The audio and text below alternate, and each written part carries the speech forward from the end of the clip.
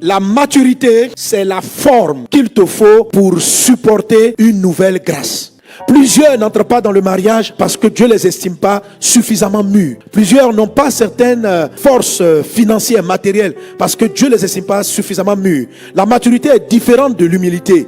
On peut inclure l'humilité dans la maturité, mais ce n'est pas forcément la même chose. Maturité rime avec la maîtrise, le contrôle. On ne donne pas un permis à un enfant de 9 ans parce qu'on estime que sa capacité de réaction, de contrôler, de maîtriser un volant, sa capacité de réaction face à des événements est risquée. Il peut mal agir.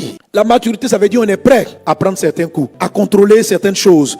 Tant que dans beaucoup de domaines, tu vas rester immature, il y a des choses qui ne seront pas exaucées. Il faut que tu pries, que tu demandes au Seigneur, Seigneur, est-ce que le marché là ne m'est pas donné parce que tu estimes que je suis immature? Il y a des gens qui sont là, pasteur, je dis prie pour moi. Demain, on est sur le point de me donner un marché. Mais tu es immature. Ou si tu n'es pas immature, ta société n'a pas la maturité qu'il faut pour avoir le marché de 300 milliards. Les gens qui sont autour de toi ne sont pas prêts à pouvoir gérer un tel niveau de sollicitation. Chaque fois, je dis au pasteur à l'église, je dis, il y a des gens que Dieu ne nous envoie pas. Il y a une dimension qu'on n'arrive pas à atteindre. Parce que le peu de choses que Dieu nous a donné, on n'a pas encore la maîtrise. Car si tu reçois une grâce, une gloire, plus d'âmes que tu ne peux gérer, tu vas les perdre. Jésus a dit ceci, on ne donne pas les perles aux pourceaux. Il y a des choses qui sont des perles. Le mariage est une perle. Certains moyens financiers sont des perles. Et si tout simplement tu ne sais pas les apprécier, tu ne sais pas les considérer, tu ne sais pas les travailler, Dieu peut attendre de te donner ce qu'il t'a promis. Alléluia. Une personne est immature lorsqu'elle n'arrive pas elle-même à se contrôler. Quand l'enfant est tout petit, tout ce qu'il ressent, il le fait. Il a envie de faire pipi, il pisse. Il a envie de faire la grande commission, il fait. Et donc on est obligé de lui porter des couches jusqu'à un certain âge. Et parce qu'il n'a pas le contrôle, il y a des choses qu'on ne lui donne pas. Que dans le nom de Jésus, qu'aujourd'hui tu rentres dans la dimension où tu contrôles tout ce que Dieu t'a donné au nom de Jésus. Est-ce qu'on est ensemble? Alléluia. Parler de maturité, c'est lié avec la notion du contrôle de soi, du contrôle de ses envies, du contrôle de ses pulsions, du contrôle de ses besoins. Alors de la même manière, lorsqu'une personne devient, entre guillemets, adulte, si elle n'arrive pas à contrôler ce qui jaillit d'elle, on considère qu'elle est immature.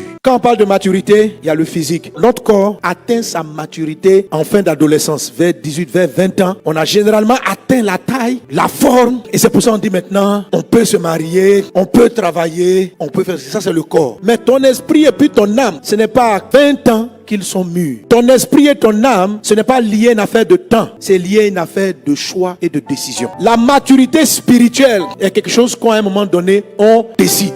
Alléluia. L'apôtre Paul dit, 1 Corinthiens 13, 11, quand j'étais enfant, je parlais comme un enfant, je raisonnais comme un enfant, je pensais comme un enfant. Il dit, mais lorsque je suis devenu un homme, j'ai fait disparaître ce qui était de l'enfant. Le corps physique devient mûr de manière naturelle. Mais ce n'est pas pareil pour l'âme. Ce n'est pas pareil pour ton esprit. Ce n'est pas parce que ton corps a 70 ans que tu as un esprit ou une âme de 70 ans. Tu peux avoir une âme de bébé. Est-ce qu'on est ensemble? Alors, comment est-ce qu'une personne est bébé spirituellement? C'est une personne qui n'arrive pas à contrôler ses émotions. Tu es comme un enfant. Pipi arrive, tu pisses. La colère arrive, tu n'en contrôles pas. Elle te contrôle. Les sentiments de colère décident les gens avec qui tu parles, les gens que tu vas bouder, les gens que tu vas classer, les gens que tu vas déclasser. C'est-à-dire que tu arrives un matin, la personne t'a mal parlé hier nuit, le lendemain, elle te salue. Faut pas me saluer. Moi, je suis pas hypocrite. Et puis tu lui parles mal, tu lui dis 4 mots. Quelquefois même tu insultes les gens, après tu te rends compte, tu dis, j'aurais pas dû dire ce dernier mot là. C'est-à-dire que tu contrôles pas. C'est-à-dire que la colère, les mots qui arrivent sur tes lèvres jaillissent comme ça. Tu es immature. C'est de l'immaturité, tu ne contrôles pas. Et puis quand on demande à ces personnes-là, il dit, pasteur, je ne suis pas hypocrite. Ma soeur, tu n'es pas obligé, ce n'est pas utile. Parce que tout ce que ça va faire, c'est de vous créer des palabres. Est-ce que tu as besoin d'un palabre? Il faut contrôler ça. Quelqu'un qui est en train de dire, si je ressens de te dire, va-t'en, je ne sais pas fermer ma bouche, je vais te le dire en face. Tu ressembles à quelqu'un qui a du gaz dans le ventre et qui est au milieu des personnes, parce qu'elle ressent que le gaz doit sortir, elle fait sortir, on lui demande pourquoi, il dit parce qu'elle n'est pas hypocrite. C'est pas une affaire d'hypocrisie. C'est une affaire que ce que tu vas dire va créer plus de dégâts. Et parce que ça va créer des dégâts, tu es capable de la contrôler, de l'orienter et de savoir comment la mener au bon moment. On n'a pas dit de ne pas dire aux gens leur côté négatif, mais des fois, dire à quelqu'un même qu'il a tort, la façon dont tu le lui dis détruit plus la personne que lui fait du bien. Il y a des parents qui n'arrivent pas à se contrôler, qui frappent leur enfant plus qu'il ne faut. On dit de corriger l'enfant, mais la violence avec laquelle tu le fais, tu ramènes toutes tes émotions de frustration de ton enfance, mais tu es en train de le détruire. Quelqu'un qui n'a pas la maîtrise de ses émotions est dangereux. Ça détruit des familles, ça détruit des foyers, ça détruit des vies. Un homme qui court derrière toutes les filles du quartier, il n'a pas de contrôle. Est-ce que tu as envie de marier quelqu'un comme ça? Pourquoi Dieu ne te donne pas des milliards? Parce qu'il estime que tu ne pourras pas les contrôler. Tu ne pourras pas les orienter là où ils doivent aller. Quand l'argent va arriver, je me fais plaisir. Tu sais, moi dans la vie, je me suis jamais fait plaisir. Oh, tu as déjà 10 voitures. Moi, ma passion, c'est les voitures. J'achète la dernière voiture. J'achète le dernier bijou. Je n'ai pas dit, il ne faut pas faire ça. Mais quand une grande partie de toutes tes ressources va pas aider l'homme, va pas aider des gens, que c'est là pour tes voyages, et puis tu es là, tu as les ressources. Tu dis, c'est quel contrôle? Il vit ses émotions, il est dans son âme, il est dans se faire plaisir. Ce qui vient, il a envie de faire. Tu es immature. Il y a des temps pour se faire plaisir, il y a un temps pour investir. Tout ça, c'est organisé. La maîtrise te permet de contrôler tout ça. Tu dois prier Dieu et tu dois parvenir au contrôle. Ne regarde pas les païens qui ont l'air de prospérer, même étant immature. Tu n'es pas eux. Toi, tu t'apprêtes à entrer dans la dimension de l'épouse. Et une épouse va gérer la maison de son mari. Est-ce qu'on est ensemble? Nous ici, il s'agira de l'œuvre de Christ qu'on doit gérer en tant qu'épouse de Christ. Les intérêts de Jésus, Dieu doit pouvoir nous les donner. Alors quand Dieu trouve un chrétien qui est capable de s'occuper de ses affaires, qui a le contrôle et qui a la maîtrise, il lui donne l'argent et des ressources sans limite. Donc c'est pour cela Dieu nous teste au fur et à mesure. Vous savez, Oversight, c'est pour acquérir plus de matériel. Je disais souvent à l'équipe de ministère, je dis, vous savez pourquoi depuis longtemps Dieu ne nous donne pas ça? Parce qu'on ne va pas bien gérer le matériel. Ce n'est pas parce que ça coûte cher. Oversight, c'est près de 4 milliards. Dieu n'a pas peur de 4 milliards. J'ai compris que Dieu n'a aucun problème d'argent avec moi, mais il a un problème. Comment je vais gérer? Est-ce que je suis prêt à gérer? Est-ce que je suis prêt à contrôler? Beaucoup de personnes, vos entreprises sont bloquées. Vous pensez que c'est parce que les sorciers vous attaquent, parce que toi-même tu n'es pas prêt. Mais tu ne te rends pas compte que tu n'es pas prêt, parce que les personnes immatures pensent qu'elles sont matures. Regarde ton enfant lorsqu'il vient te demander des choses que toi-même tu sais qu'il ne pourra pas contrôler. Mais l'enfant peut pleurer sur le sujet. Dieu a tellement de choses pour toi.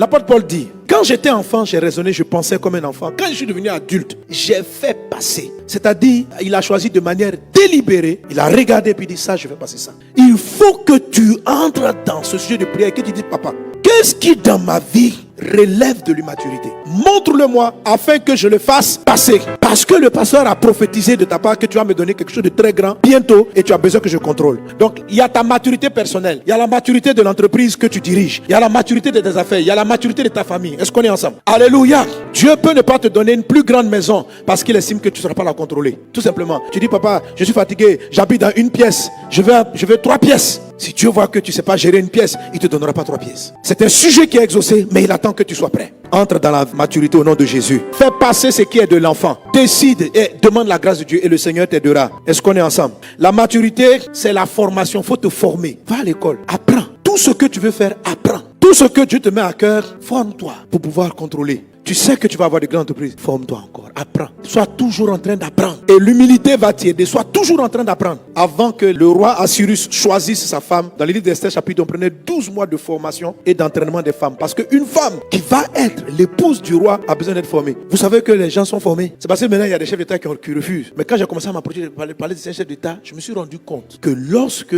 on les a élus directement, il y a ce qu'on appelle un service de protocole d'État qui vient faire de la formation. On vient expliquer à Madame la Présidente comment est-ce qu'on s'assoit, comment est-ce qu'on parle. Alléluia. Quand tu pries et que tu as une vision, tu sais que Dieu va t'élever. Et que tu sais que demain, tu vas t'asseoir, tu vas discuter de certains contrats avec des personnes. S'il te plaît, commence déjà à te former. Paye le prix de la formation, ça fait partie de la maturité. L'apôtre Paul dit, j'ai fait passer parce que ça ne passe pas naturellement. Il dit, je parlais comme un enfant. Il y a un langage de l'enfant, c'est-à-dire un langage incontrôlé, incontrôlable, une manière de parler. Tu vas travailler ton langage afin qu'il soit adapté à ta cible, à l'endroit où tu vas partir, à la dimension dans laquelle tu vas entrer. Tu vas essayer de voir, prie Dieu pour demander, est-ce que j'ai la maturité du langage? Est-ce qu'on est ensemble? Un pasteur qui va gérer 2000 personnes, il y a une maturité de langage, il y a une manière de parler aux fidèles, il y a une manière de s'adresser à eux. Tu dois être mûr en parole.